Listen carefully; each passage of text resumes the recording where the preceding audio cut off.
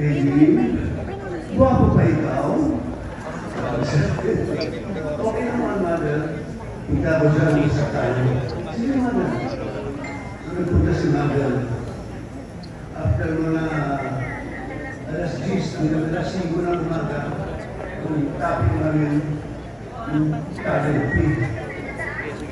Wait, kayo. Wait.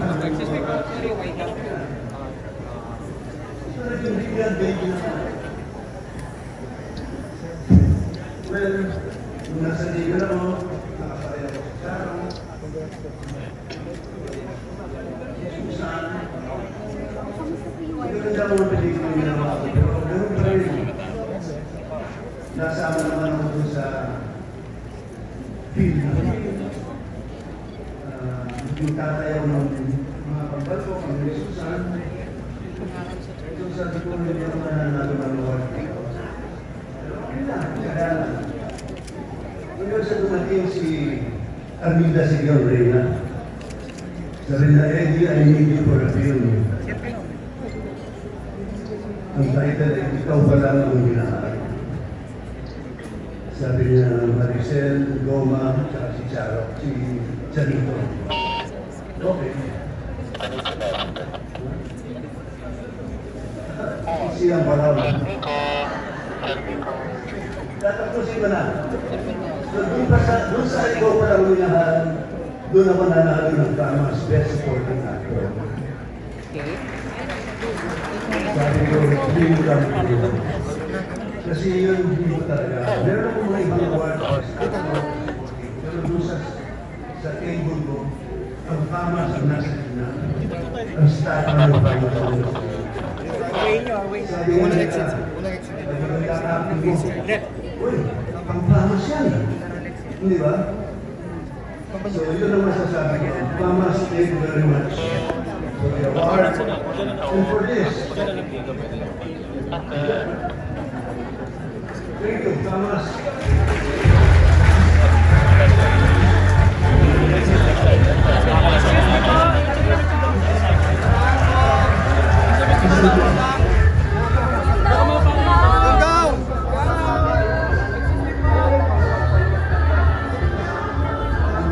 He is known for films such as Tipong Ana-Ana in 1917, Sa Bihis Walang Kapayos in 1964, and Mga Batang Makasyonista in 1964.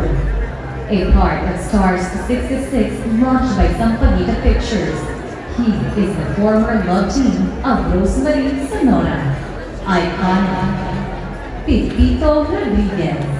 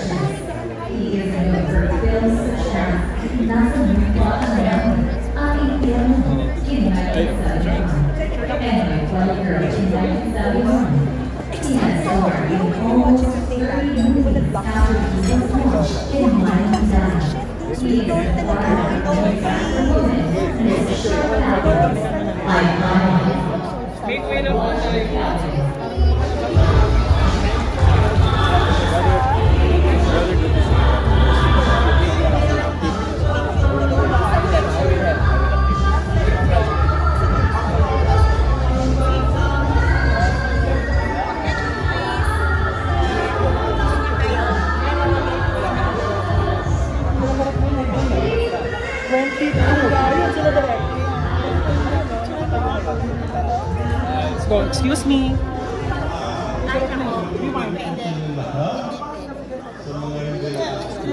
Mamaya na po yung ano. Like my daughter said, before you say anything, Daddy, take a moment and strike a pose. I'm gonna do that for her. Okay. Pabaka pa ko yung mga ushers. Oh, yes, please.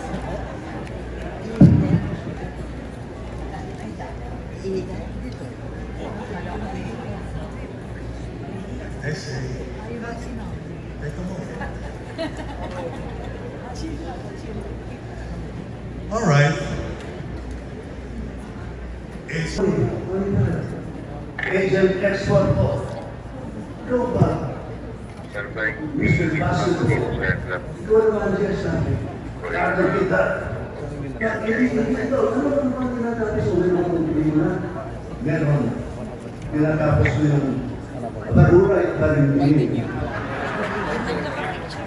So, yun ang mga lang ginagawa ko sa mga. Pero sinasa naman ako. Ang maganda ng mga ladies ko. Susan Ross. Kapag ko din si Divina Valencia.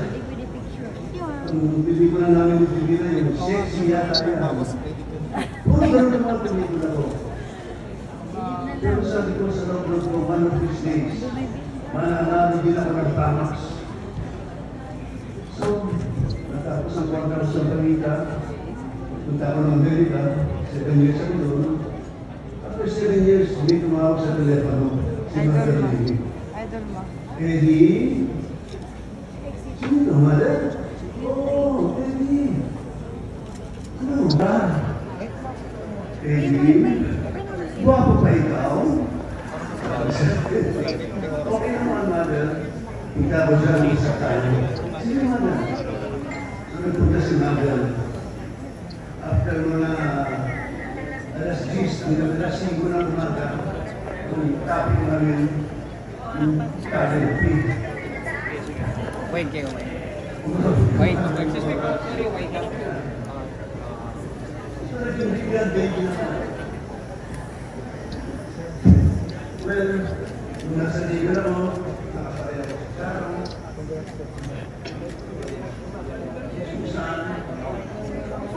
Maganda mo ang pelikula niya naman ako. Pero ganun pa rin. Nasama naman ako dun sa film. Yung tatayaw ng mga kampal ko, ang may Susan. So sabi ko, hindi ako nananalo ng award. Pero okay lang, kaya lang. Hanggang sa dumating si Armida Sigaw Reyna. Sabi na, Eddie, I need you for a film. Ang title ay ikaw pa lang ang ginahari. Sabi niya Maricel, Goma, at si Charo, si Chanito. Okay.